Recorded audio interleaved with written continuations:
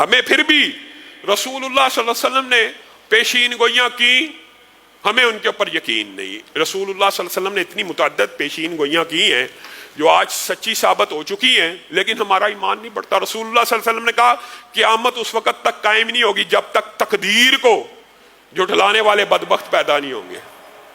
بتائیے آج کیا نہیں ہوتا؟ اگر میں یوں کر لیتا تو یوں نہ ہوتا۔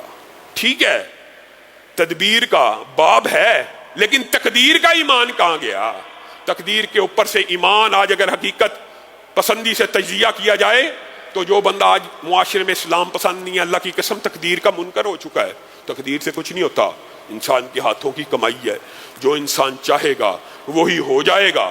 تقدیر کا اچھی بری تقدیر معاذ اللہ، اب کیا کہا جائے، اب یہ لبرل سیکولر لوگ ہیں، یہ کیسی کیسی نکمی نکارہ باتیں کرتے ہیں اور تقدیر کا کلی طور پہ انکار کر دیتے ہیں۔ اور پیشین گوئیوں کے باب کے اندر بعض واقعات، یہ تو ایک عمومی بات رسول اللہ نے کی نا، جس طرح بعض شخصیات کا نام لے کے کہا، اسی طرح رسول اللہ صلی اللہ علیہ وسلم نے کیا کہا تھا؟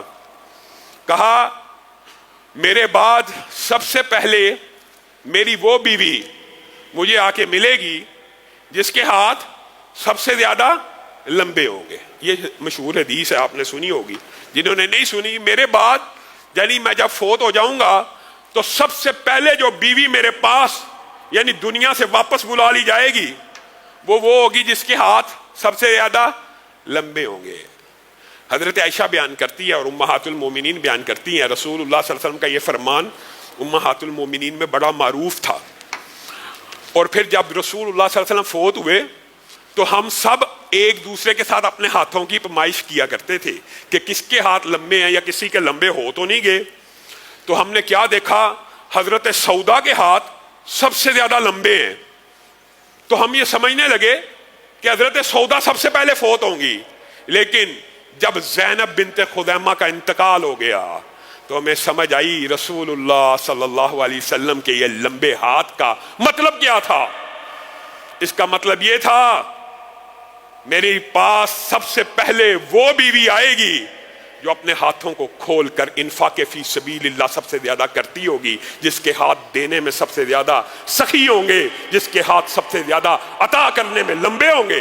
کہا زینب فوت ہوئی تو ہمیں سمجھ آ گئی، اوہو اس حدیث کا مطلب یہ تھا کہ جو سب سے زیادہ سخی ہوگی وہ سب سے پہلے میرے پاس آئے گی۔ اور حضرت فاطمہ کا مشہور واقعہ غیر معروف بھی نہیں ہے، آپ سب کو یہ واقعہ پتہ ہے کہ رسول اللہ صلی اللہ علیہ وسلم کے پاس آئیں، رونا شروع کر دیا، پھر ایک بات کہی، رسول اللہ صلی اللہ علیہ وسلم نے مسکرانا شروع کر دیا۔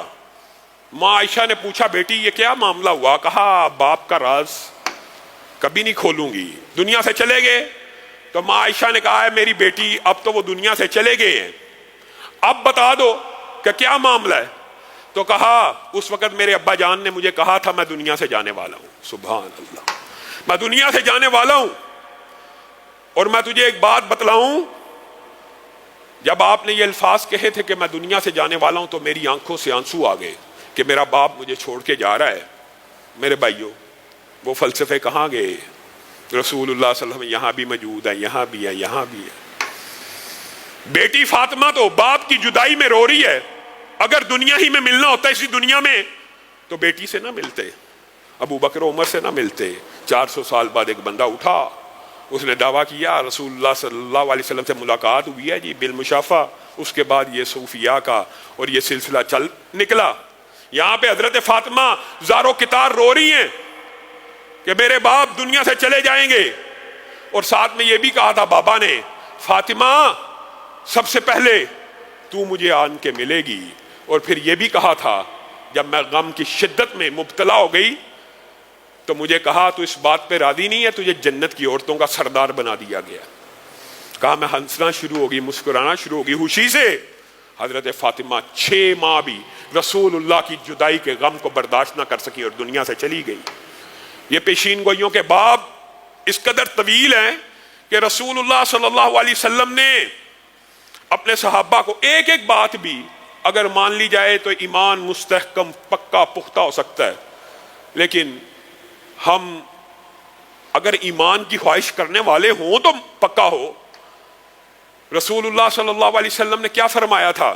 ان قریب تم مصر کو فتح کرو گے. ایمانداری سے بتلائیے وہ مفلوق الحال اس وقت کی قوم یہ سوچ سکتی تھی ہم مصر کو فتح کریں گے؟ رسول اللہ صلی اللہ علیہ وسلم نے صرف مصر کو فتح کرنے کی پیشین گوئی نہیں تھی کی، بلکہ آداب بھی بتلا دیے. کیا کہا؟ ان قریب تم مصریوں کے اوپر غالب آ جاؤ گے اور مصر کو فتح کر لو گے. میرے صحابہ یاد رکھنا، جب تم مصریوں کو فتح کرو تو ان کے ساتھ تمہارے نبی کی رشتہ داری بھی ہے اور وہ تمہارے ذمہ بھی ہیں. ان کے ساتھ احسان کا سلوک کرنا، ان کے ساتھ اچھا معاملہ کرنا. رسول اللہ صلی اللہ علیہ وسلم نے بہت سی قوموں کے بارے میں وصیت کی اور مصریوں کے ساتھ خاص وصیت کی کہ میری ان کے ساتھ رشتہ داری ہے. میرے بھائیوں، صلہ رحمی کو بھول جانے والوں، ایمانداری سے ذرا اس ایک جملے کے اوپر ہی غور کر لو. میری مصریوں سے رشتہ داری ہے. کون سی رشتہ داری ہے بتائیے؟ محدثین نے لکھا یا رسول اللہ صلی اللہ علیہ وسلم نے ماں ہاجرہ کا ذکر کیا جو مصر سے آئی تھی اور باپ ابراہیم سے بیاہی گئی، اس رشتہ داری کا ذکر کیا. یا دوسری رشتہ داری کون سی تھی؟ ماریا قبطیہ مصر سے آئی تھی رسول اللہ صلی اللہ علیہ وسلم کے پاس. دونوں رشتوں کو دیکھیے، دونوں رشتوں کے اوپر غور کیجئے. کون سے رشتے ہیں؟ سسرالی رشتے ہیں، سسرالی رشتہ داری ہے. آج سسرالی رشتہ داری بیوی پاؤں کی جوتی ہے.